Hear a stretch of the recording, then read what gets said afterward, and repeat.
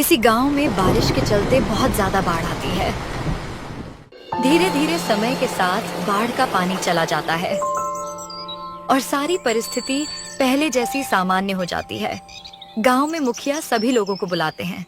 तो गांव वालों, हम सभी को पता है कि इस बार की बारिश के कारण गांव में कितनी बड़ी बाढ़ आ गई थी और हम सभी को इस बाढ़ में अपना सारा कुछ गंवाना पड़ा है और कई सारे लोग जिन्हें तैरना नहीं आता था वो भी इस बाढ़ के साथ चले गए और ये बाढ़ की परिस्थिति आगे जाकर भी इस गांव के साथ हो सकती है।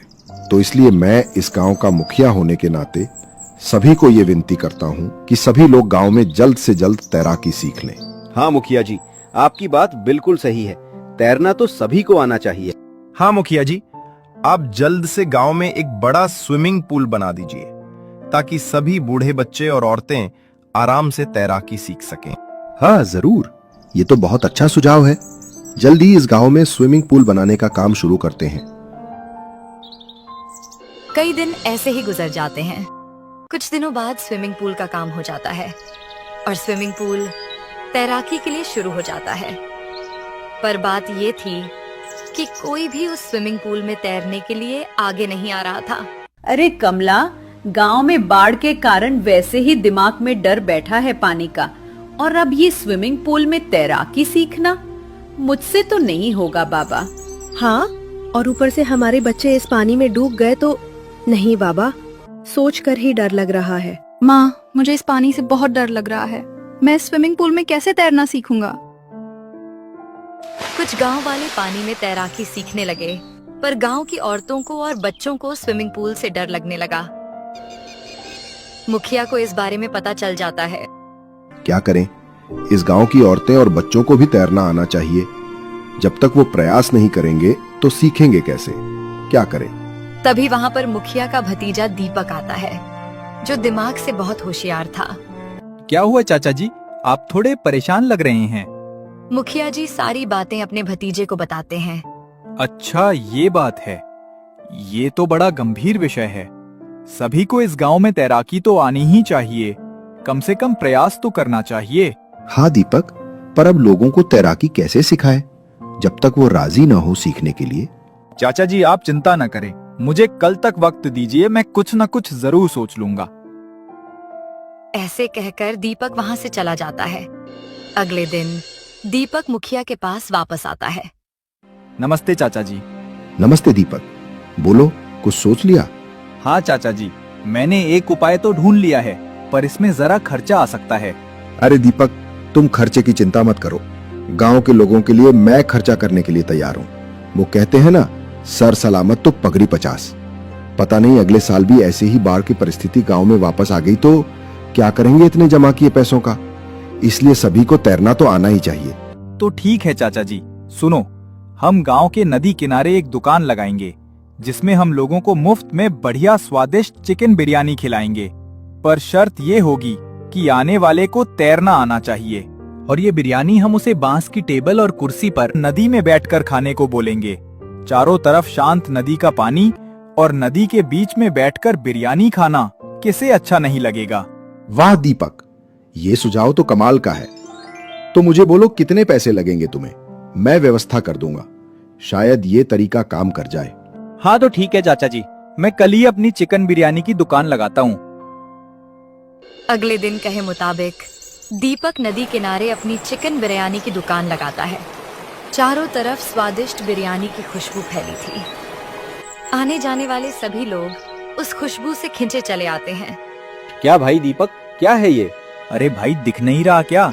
ये चिकन बिरयानी है। भाई, वैसे कीमत क्या है एक प्लेट की? खुशबू तो बहुत बढ़िया आ रही है।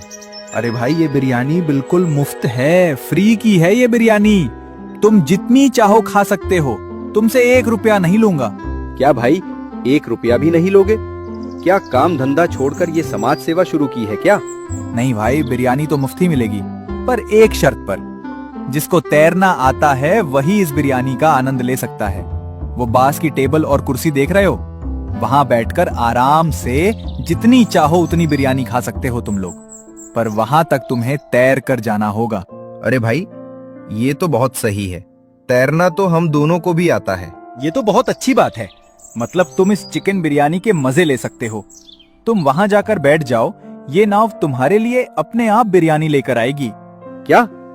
ये नाव हमारे लिए अपने आप बिरयानी लाएगी? ये कैसे भाई? अरे, मैंने इस नाव के नीचे मोटर लगाई है और इसका रिमोट भी मेरे पास है। मैं बस इसमें ये बिरयानी रखूंगा और ये नाव बिरयानी अपने आप तुम्हारे पास ले आएगी। ठीक है, अब जल्दी करो भाई, मुझसे तो रहा नहीं जा रहा। दोनों गांव वाले तैरकर उस कुर्सी पर जाकर बैठ जाते हैं और बाद में एक नाव उनके पास अपने आप आ जाती है जिसमें स्वादिष्ट बिरयानी रखी हुई थी। दोनों उस बिरयानी को निकालकर मजे से खाने लगते हैं। गांव में सब जगह ये मुफ्त की बिरयानी की खबर फैल जाती है। अरे भाई, तुमने सुना क्या?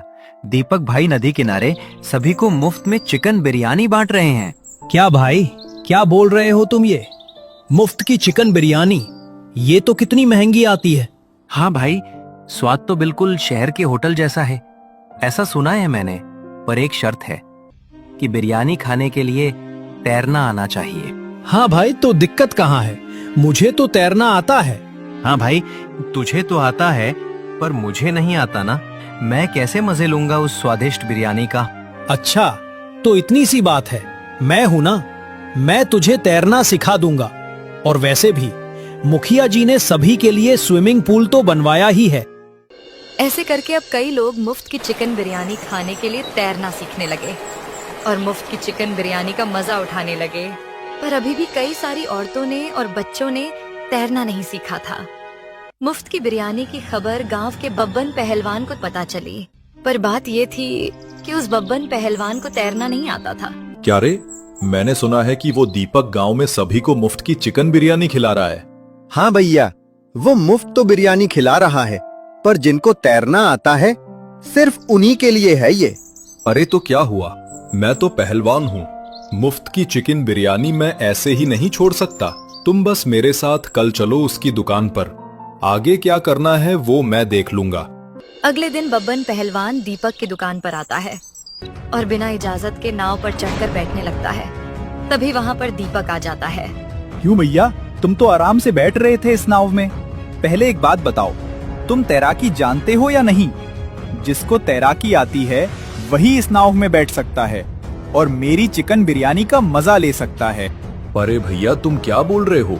तैराकी सीखने की बात कर रहे हो? रे भैया, मैं तुम्हें बता दूं कि मैं तैरना वैरना कुछ नहीं जानता, पर लेकिन मैं फिर भी वहां जाकर रहूंगा और तुम्हारी ये मुफ्त की चिकन बिरयानी खाऊंगा। आखिर ऐसे ही गांव वाले मुझे बबन पहलवान नहीं कहते। मैं नहीं डरता किसी से, और अगर तुमने मुझे मना किया तो फिर तुम तो मुझे जानते ही हो। अरे भैया, तुम्हें कौन नहीं जानता? गांव के सबसे ताकतवर पहलवान तो तुम ही हो ना। लेकिन एक बात है भैया, अगर तुम नदी में डूब गए ना तो हम जिम्मेदारी नहीं लेंगे, कह देता हूँ पहले ही। पर उससे पहले मुझे इस कागज पर लिखकर दो कि तुम अपनी मर्जी से जा रहे हो। तब बब्बन पहलवान उस कागज पर लिखकर देता है। बाद में दीपक बब्बन पहलवान को नाव में बैठाकर नदी के बीचों बीच ले आता है और बाद में जानबूझकर बब्बन पहलवान को पानी में धक्का दे देता है। बब्बन पहलवान पानी में डूबने लगता है। बचाओ बचाओ, मैं डूब जाऊंगा, मुझे तैरना नहीं आता। कुछ देर उसे देखने के बाद दीपक ने उसकी ओर एक रस्सी फेंकी। बब्बन पहलवान ने वो रस्सी पकड़ी और किनारे तक नाव लेके आने लगा। नदी किनारे दोनों सही सलामत पहुंच गए। नदी किनारे पहुंचते ही दीपक ने एक बड़ा डंडा उठाया और बोला, क्यों रे कमीने, आराम से अच्छे से बोला तो बात दिमाग में नहीं घुसती। और तुम्हारी वजह से मेरा कितना वक्त बर्बाद हो गया पता है। अब और थोड़े मजे ले। दीपक उस बब्बन पहलवान को डंडे से पीटने लगता है। सब जगह बब्बन पहलवान की इस हालत के बारे में पता चल जाता है। अरे, तूने सुना? उस बब्बन पहलवान को तो तैरना भी नहीं आता, कल नदी में डूबते डूबते बच गया। हाँ, सही कहा।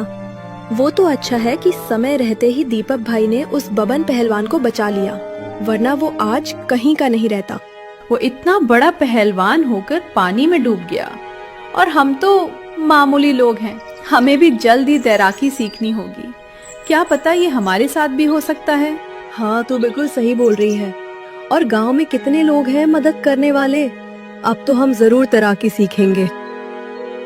और गांव में जब सभी को बब्बन पहलवान की इस हालत के बारे में पता चला तो सब लोग अपने अपने बच्चों को लेकर तैराकी सीखने लगे और बाद में कई लोग उस मुफ्त की चिकन बिरयानी का मजा उठाने आने लगे। गांव के लोगों को तैराकी की और दिलचस्पी लेते देख मुखिया जी ने दीपक की बहुत प्रशंसा की और उसे इनाम भी दिया।